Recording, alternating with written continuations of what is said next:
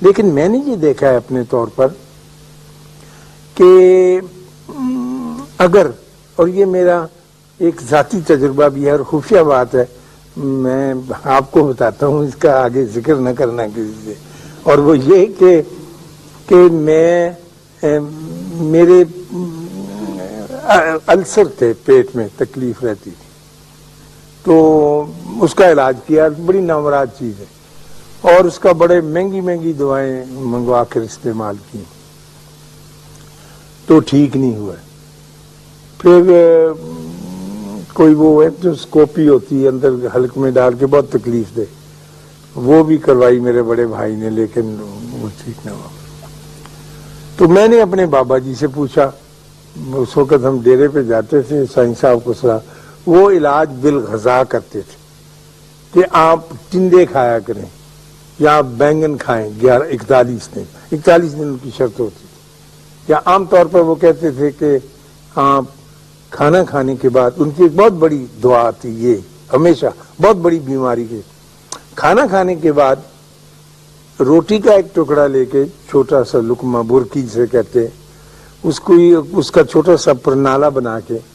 چینی اس میں ڈال کے، تو آخری روٹی یہ کھایا کرے۔ ہم کہتے تھے جی، کہیں گے بس اس میں ایک گلا صاف ہو جاتا ہے، اور پھر چینی جن مرکبات سے بنی ہے، جو کچھ اس میں پڑتا ہے وہ سارا جسمانی ساخت کے لیے بہت ضروری، بار کیفیوں کی۔ تو میں نے ان سے پوچھا کہ جی علاج بالغذا چونکہ آپ جانتے ہیں، تو میرا بھی علاج ایسا کریں۔ تو انہوں نے کہا کہ نہیں، علاج بالغذا تو پھر تمہیں مہنگا پڑے گا، اور وہ 41 دن کے لیے کرنا پڑتا ہے،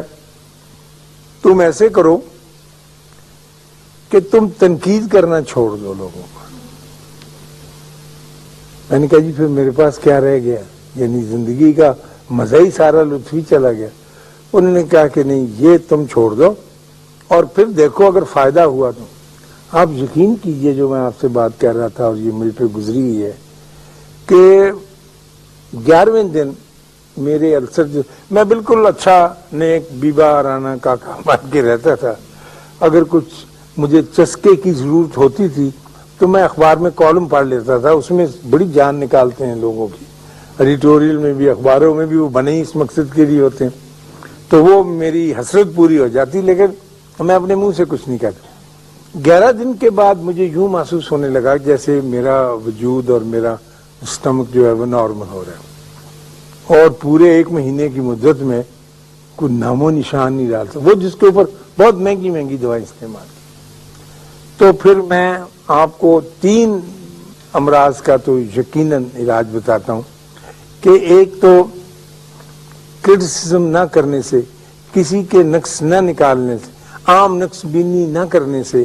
ایک تو انسان کو السرز کی بیماری نہیں ہوتی،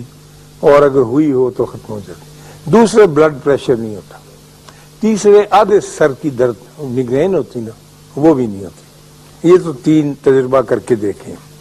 اگر اسی طرح اور چیزوں کے اوپر بھی اپلائی کر کے دیکھا جائے